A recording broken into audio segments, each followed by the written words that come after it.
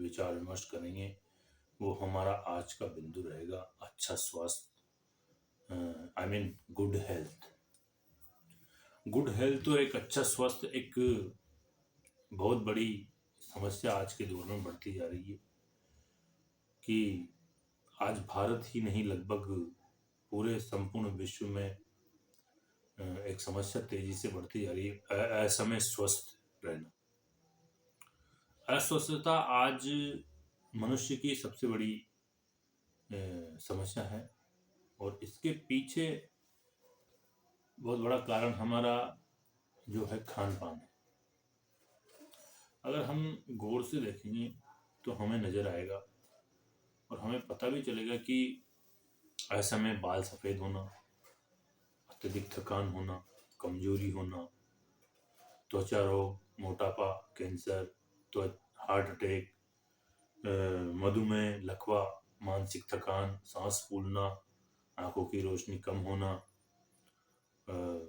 और पेट फूलना, गैस बनना, बदहजमी, ऐसी ढेर सारी समस्याएं आज मनुष्य के सामने खड़ी है और ये मानव रोगों के रूप में हमारे शरीर में धीरे धीरे घर बनाती है।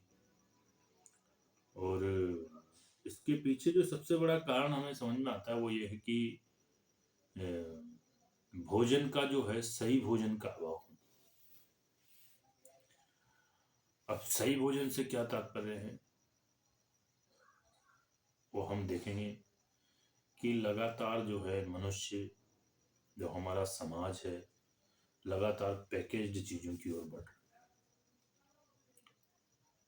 पैकेज्ड फूड, आज आप देखेंगे कि छोटे छोटे बच्चे थैलियों में जो पैकेज्ड फूड आता है वो लगातार यूज कर रहे हैं। दो दो तीन तीन थैली एक बच्चा खा रहा है। साथ ही जो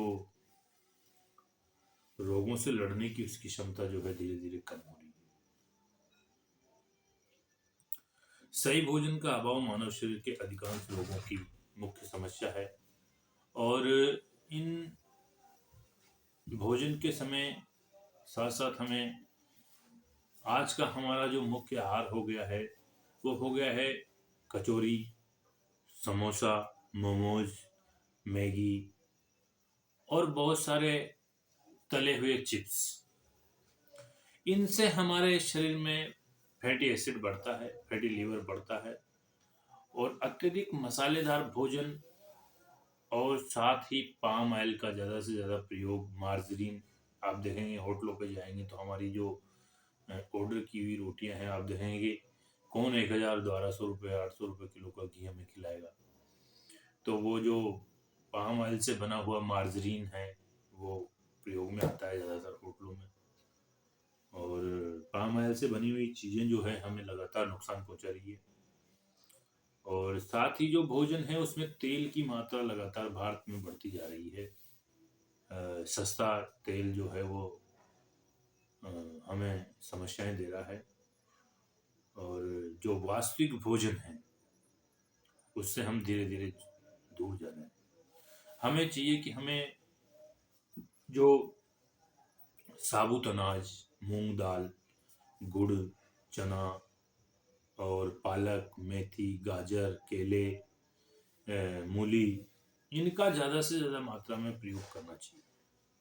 साथ ही जो अनाज है उसमें गेहूं के साथ साथ हमें सप्ताह में 2 बार ज्वार, बाजरा या इनका भी प्रयोग उसमें होना चाहिए ताकि जो एक संतुलन जो है मोटे अनाजों का वो बना रहना चाहिए। श्री अन्न जिसको कहते हैं, सरकार भी इस पे काफ़ी कुछ फोकस कर रही है तो हमें चाहिए कि हम भी इस पे ज़्यादा से ज़्यादा ध्यान दें। साथ ही जो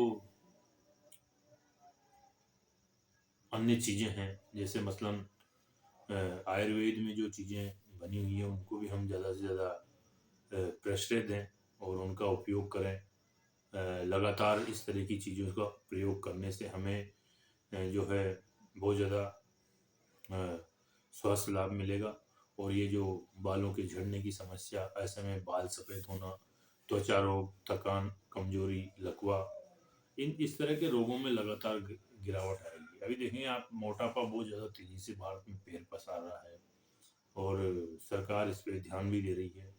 लेकिन चूंकि तेल की मात्रा का अत्यधिक सेवन हो रहा है और एक ही तेल को बार बार प्रयोग में किया जा रहा है। आप देखेंगे कि एक छोटे से शहर में आप अनुमान लगाएंगे कि दिन में कितनी कचौरियाँ उसके पास चली जाती है। कई कई दुकानों पे जब हम देखते हैं तो उसमें कचौरी निकलती ही नहीं है, उससे पहले ही उसको खरीदने वाले तैयार खड़े मिलते हैं।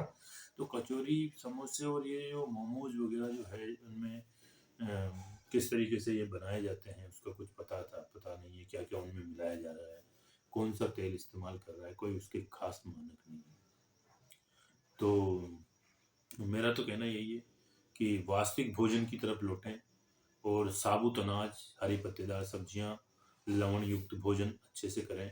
और उनमें साथ ही जो है चीनी की जगह हमें गुड़ का प्रयोग करना चाहिए और मैदे की जगह हमें हटा देना चाहिए। जैसे मैगी है, सामान्यतः जो कई दिनों से बने हुए जैसे ब्रेड है, ये बहुत ज़्यादा लंबे समय से जो पड़ी हुई चीज़ें हैं वो प्रोसेस्ड फूड की श्रेणी में आ जाती है और ये समस्या को जन्म देती है और उससे जो है हमारे शरीर में मोटापा और अन्य जो रोग हैं वो लगातार बढ़ते जाते हैं।